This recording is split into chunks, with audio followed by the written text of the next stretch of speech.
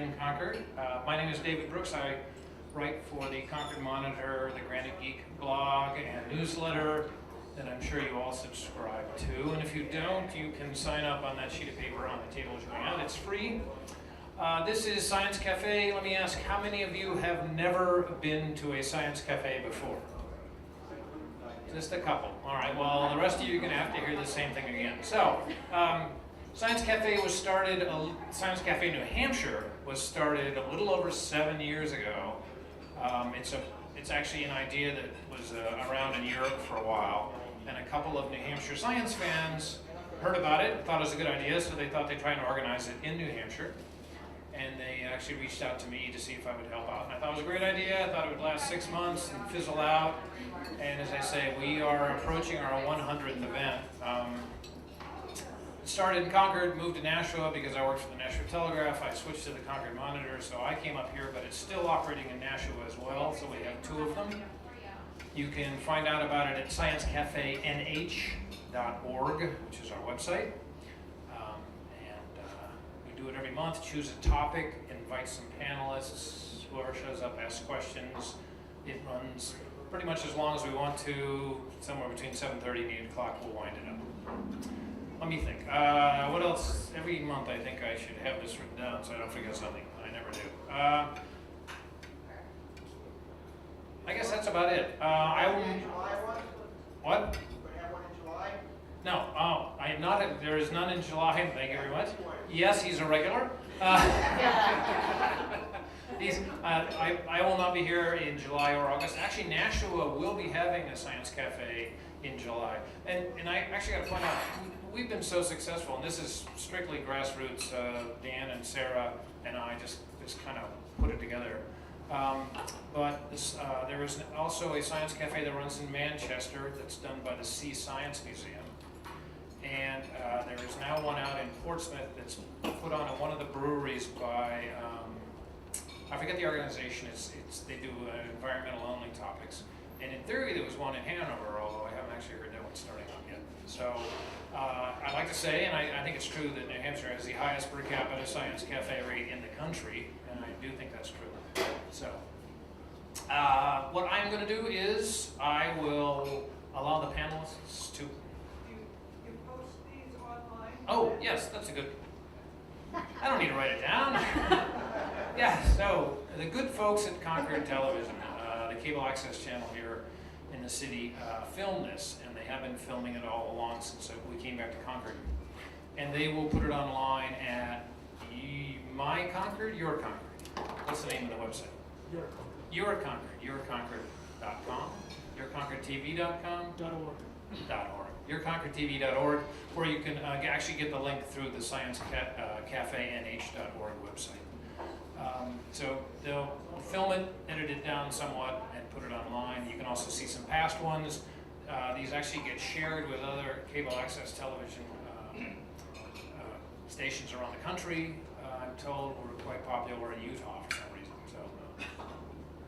So if you guys are recognized in Provo, you'll know why. All right. Is there anything else I've forgotten, folks? No. All right.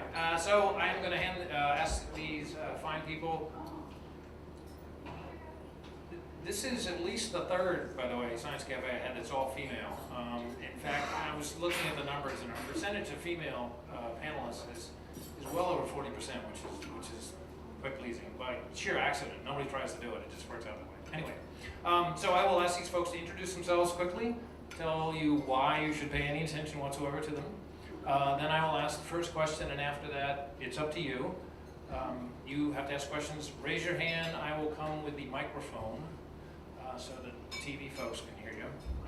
I am all alone with the microphone tonight, unless somebody shows up to help me, so you be patient if I maneuver my way through the tables. And we will go from there. When you're talking in a microphone, hold it a little bit closer than you think you should.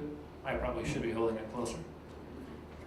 And that's it. So, why don't we start this in? You would tell us who you are and why we should pay any attention to you, and hand the microphone down. Sure. That sounds awfully loud. It's not? Okay.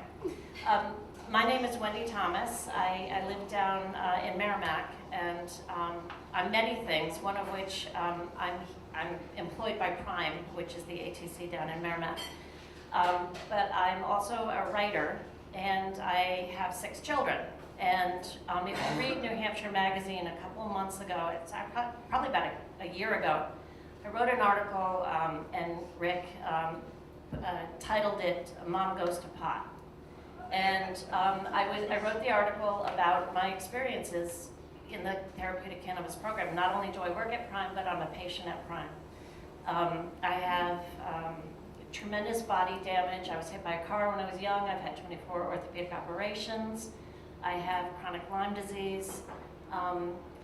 Before I started this program, you know, I didn't have much hope for being an old woman because I was in so much pain. Why would I want to be an old woman? And I started the program, and it pretty much changed my life. In fact, this past Sunday, I did a 5-mile race at the Budweiser Rib Fest.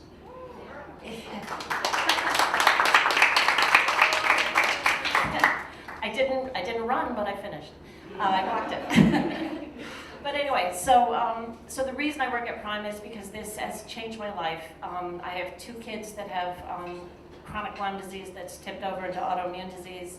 They're also in the program. I never ever thought, me being a mom of 6, I'd be advocating for therapeutic cannabis, but here I am, and yes, I will. Hello. My name is Stacy Wimbigler. I also work at Prime. My background is in pharmacology, so I went to school for pharmacology. I was going to be a pharmacist, and then I decided that pain management was not the way to go in the pharmacy field. So towards the end of my pharmacy career, I did some compounding, pharmaceutical compounding, and I saw that there was really a need for compounding and for people to get infused products with something that could actually work and take away some of their pain. Most people know that narcotics do not take away pain, and so that's kind of how I got into this industry, was that there was a lot of good things that were going on. There's a lot of things that are backed up by science to show that, you know, this isn't just a Band-Aid. This is something that people are using and it's changing their lives, and I'm very happy to be part of it. And so my position at Prime is to welcome new people, kind of show them how to pick products that would actually help them. So inflammation, pain, sleep, appetite, tremors, seizures, all of those things. Neuropathy pain. People come in, they ask me, I need some help with this. And we try to look at it, what kind of medications you're taking, and then how can we help you? So that's kind of what we do at Prime, and that's who I am at Prime. I was also a teacher in my past life, so I taught high school kids, and I never thought I would be here either, because I was your high school kids teacher. You mean you never thought you'd be in a bar? No, I was a teacher, so I knew I would be in a bar. Okay, so I'm sorry? Therapeutic. Therapeutic, yes. Okay, hi, I'm Karen Van Gundy. I'm a professor at the University of New Hampshire in the sociology department. I just recently published a book called Examining the Facts, looking at marijuana. It's a series, and basically what we did with my graduate student is we looked at all the data out there about everything that we know about marijuana, and had a real interest in seeing sort of about the risk and benefits associated with that. And so looking at the latest research, what does the medical community even think about about the usefulness of cannabis? And so it's sort of right off the press, just published last August. So if you have any interest in it, let me know after the panel. But I teach classes. I became interested actually I never wanted to be a professor, that was not my goal. I was very interested in working with people, and I worked in psych institutions for, while I was in college. I was going to do a clinical psych, probably coming out, and after working in the system though, I really felt more like a sociologist, looking at the sort of larger social structures of things that are bringing people into a state facility where maybe they've been living on the street, for, so forth. And it came with my interest in mental health. It just came naturally, my interest in looking at substances, for better or for worse. and overlap with the criminal justice system. But so what I do now, so I ended up in academia because I ended up falling in love with the field of mental health and stress. And I teach classes and write about trajectories of substance use problems, so what happens in sort of early in adolescence and transition to adulthood. I've got 2 studies going in New Hampshire that we started in 2007 to 2008 in both rural and urban areas in New Hampshire, where we've been following 7th and 11th graders. They're now in their mid to late 20s to sort of look at the kinds of things over time. So surveying them the variety of times to look to see what predicts sort of health and well-being in long term, and so that's something that I'm very passionate about. And I also have suffered from a lot of pain, and I have migraine pain. I didn't have a car accident. I just was always in pain and didn't realize that when other people took medication, it took the pain away. I thought it was just preventative or something, you take it. And so I just had to, and so I became very interested too in the benefits of substances that we might not usually consider as medicine, and hence cannabis, and have recently become a patient as well to try to sort of work on some of my pain, and I think that I wish there was more information. It's something I've been thinking about for a long time, and the sort of politicization of marijuana, and how we think about it. But the public is becoming more and more comfortable with it, and it's sort of exciting to see that happening. But also recognizing that there are risks and sort of what are the boundaries. So anyway, that's me. I live in Portsmouth, and I'm happy to be here. I'm happy to talk with anyone afterwards, and I look forward to hearing your questions. Thank you. Right. I'm Sean Leninger. I manage the Temescal Wellness in both Dover and Lebanon, New Hampshire. I started with Temescal Wellness as a PSA, or Patient Service Associate, so I've been with them for a couple years now. It's been the most incredible job I have ever had. I cannot stress to people enough how wonderful it is to see the benefits of therapeutic cannabis every single day. It's something that I've always been pretty passionate about. I've always seen it as something that can be a lot more helpful than people have given it credit for. So I did hope that I would be here all the time. So I'm very happy and thankful to be.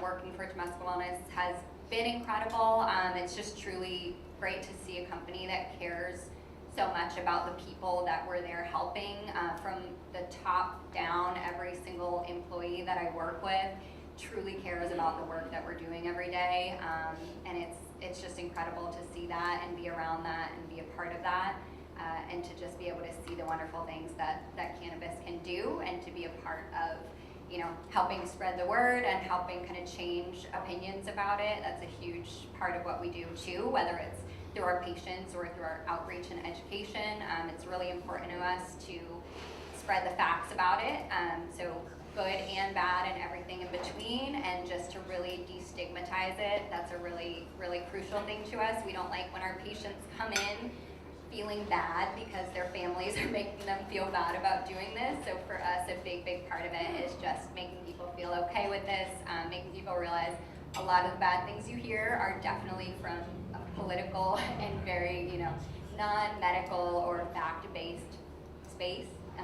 So that's basically why I'm here and why I do what I do. My name is Casey Corson. I am the Assistant Dispensary Manager at Temescal Wellness of New Hampshire, so I work under Sean. I came right out of college as a psychology major and went and got my master's in mental health counseling and behavioral medicine. I worked in the emergency services for about 2 years, which means I was doing mental health evaluations for individuals in crisis in the emergency rooms. And I was largely seeing more opiate crisis patients and trying to wrap my head around what was going on, and there's got to be a better answer out there, and have been doing my own independent kind of research on cannabis and the benefits of that, and have seen it work wonders with personal family members, friends, and I took a leap of faith. I left my mental health counseling career and worked full-time at Temescal Wellness. I've been here for about a year, and it is the most incredible work I could have ever imagined doing. We seriously change lives every single day that we walk into work, and it's incredible. So I'm very happy to be here. All right, thank you very much. Well, I get to ask the first question because it's my show. So I will ask the first question. Professor Van Gundy, which is a general one. I made a joke in my column, and I made it before, about how it's medical, not medical, therapeutic marijuana. So can you explain to us why the term medical marijuana is not embraced, shall we say, by the medical community? What the difference is between medical and therapeutic? Well, I don't know if there's a specific answer that you're looking for. I know that right now, of course, the marijuana is not, it's a Schedule I substance, meaning that it's, according to the federal government, has no medicinal purpose for use, no medicinal use, that it's also highly risky. It's in the same category with drugs like heroin, and so it's been considered this dangerous drug, and certainly not something medical or therapeutic. There's also, increasingly, people are recognizing that that might be useful for therapeutic purposes, but it's not necessarily also connected to the medical community at large. I would say, though, for me, when I think about any drug really can be used therapeutically and can be used in a risky way and in a harmful way. And so for me, I almost think of it as, okay, it's therapeutic, it might treat physical pain, it might help with psychological pain or tremors or things like this. And whether or not it's prescribed, specifically a prescribed drug for you, you should be able to use it for that if that's going to help you with symptoms. And then the other thing is even when you think about, at least in New Hampshire, the way in which it is distributed, it's not really, you don't get a prescription from your doctor. You get a card, and you go to the dispensary, and you have these wonderful people who can maybe help explain, but there's no really kind of like, okay, this is the dose that you take, this is how often, it's a very sort of different kind of approach. I see it as also kind of like other alternative medical approaches. So not really, grounded necessarily in medicine, but more in just different types of therapies that can help people. I don't know if that's what you were getting at with your question. I often will call it medical marijuana because people know what that means when you say that. So for teaching purposes and so forth, but. I know during the legislative arguments over it, there was not calling it medical marijuana was one of the things they had to do to get passed, frankly. So, anybody else want to add anything to that, or? I'll take this. So I've been doing some, I'm a writer, so I've been, obviously I have a new topic to write a lot about. Marijuana is actually a semi-racist term because it describes the plant that came up through Mexico. And so the Mexicans called it marijuana, and so that's how the name marijuana came. So cannabis is more sort of a professional reference as opposed to marijuana. We will never use marijuana in the store. We will never say a joint. It's a pre-roll. We will never. It's a scientific name. Yeah. So we have a very special language that we use in each of the dispensaries. Alrighty. It's up to you folks. Raise your hand. Hi, I thought that it really wasn't medical because it hasn't gone through FDA trials and so forth, like most drugs have to do in order to become a prescription, to show their safety, to show the side effects, to show that it does help or doesn't help with certain conditions or not. I would say, and that's what I was sort of starting to get at initially, that it's a Schedule I substance. So it means that because it's not recognized as a medical as a medical substance, it can't even go through the testing. You can't even get funding to do that kind of research from the federal government because the federal government does not recognize it. So yes, I think that's a large part of it, is that we not only has it not gone through, it can't. There isn't a federal means by which we can do that, as long as it remains a Schedule I substance. But I just read in that cannabidiol did just get approved by the FDA for specific epilepsy. Yes, that did just happen. So That's great. it can't happen. It's not easy, and there's not funding for it. It's difficult, even as a researcher and so forth, to even get the kind of, there isn't the pharmaceutical research machine behind it the way there is for other drugs. But yes, you make a really excellent point. So I'm sorry, what was it that was just approved? What's it called? Cannabidiol or CBD. And What is that? So CBD is part of, it comes in the hemp plant and also comes in the cannabis sativa plant, which is cannabis. So CBD from a hemp plant is legally federal. So you can order it from wherever, you can order it online. It does not contain any CBD, it does not contain any, I'm sorry, excuse me, it does not contain any THC, and that's why it is federally legal. The federal government does not like THC because it does have some psychoactivity, causes euphoria. So they don't like that. So CBD works really well for some things. Is that the question you were going to ask me? I think I lost some people. No, that's fine. Okay, yeah, so CBD is actually really helpful. It works as like an antidepressant. It gives people that, it actually works on serotonin. So someone asked about medical. It's a Schedule I substance because the government says it is. But the states are allowed to decide whether or not we will dispense cannabis. So in the states, we're allowed to do our own research. So that we are actually doing research, or researchers are actually doing research on CBD and THC, but it's at the state level. Once at the state level, after they are able to get some clinical trials done, then that goes to the FDA and the federal government, so that's the next steps. So someone asked me, or someone was saying it's not medical because the government says that it's a substance I drug, but your states say that we're allowed to dispense it. Okay, next question. In the back. Hi. So my concern is that you can't control for dose, and people will smoke or titrate to their level of what they want to achieve. And I guess my concern with that, there are obvious side effects to smoking marijuana that could impair driving. So how do you advocate, or what recommendations do you make with respect to driving? So I would say the piece with dosing is definitely accurate. That's something that we stress a lot when new patients come in is, this is entirely up to you to dose. So we want you to start at a very, very low dose and very slowly titrate up from there, especially patients who have no experience whatsoever with cannabis. It's going to be very, very important that they start at an extremely low dose.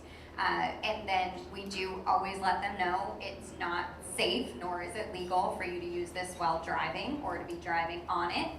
It's challenging because there certainly are cases where people get pulled over, they get tested. You are going to have it in your system when you're using it. Does not mean that you are actively high while you got that test done. So I'd say the driving piece is a really challenging part about this because there's not a breathalyzer that they can do to show that they are high while driving, but it's the same thing with anything. We tell them the risks. We're very clear on the benefits and the risks of using cannabis. We're very clear on the laws about it. We're very, very clear on dosing. We really want to make sure that they're very comfortable with that start low and go slow method of dosing. And that's, essentially all that we can do on our part as far as controlling for them driving on it. I'd say it's not something we've ever seen be an issue with patients, and it's something some people ask about, certainly. But it's really, truly like with anything else. It's in your hands once you have it, and we hope that people are going to use it responsibly. Okay, I just want to add to that. So when you come in and we consult you, especially the driving issue, adding CBD to THC in a 1-to-1 ratio makes it so that you don't have the euphoria. So you can consume THC and not get euphoria if you have enough CBD. So we have a lot of patients who will buy CBD from the cannabis plant to use during the day and get that pain relief from the CBD. And also, if they feel like they're a little bit too intoxicated, they can bring themselves down with CBD. So we like to tell our patients what to do during certain times when they feel certain things. And we've actually had great results of people saying that they don't feel high at all.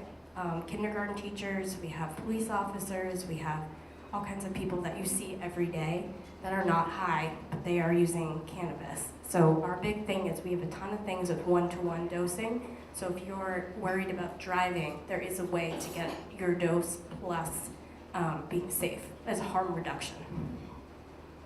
And excuse me, I just want to add, remember I'm the mom of 6 kids, 6 adult kids, and driving under the influence of anything, whether it's alcohol or cannabis, is just not something that I would ever put up with. And I've actually struggled with legalizing cannabis in New Hampshire because I've always been concerned about the driving part. But nobody, I mean, if you take too much cannabis, you're going to feel it. And you're not going to all of a sudden become stupid. Just like if you realize you're drunk, you know, hopefully you'll figure out not to drive. If you do drive and you're very intoxicated or high, and you're driving erratically, you're going to get pulled over, just like you would if you were drunk. You know, and you have a field sobriety test, and if you don't pass it, then you get arrested or a ticket or whatever.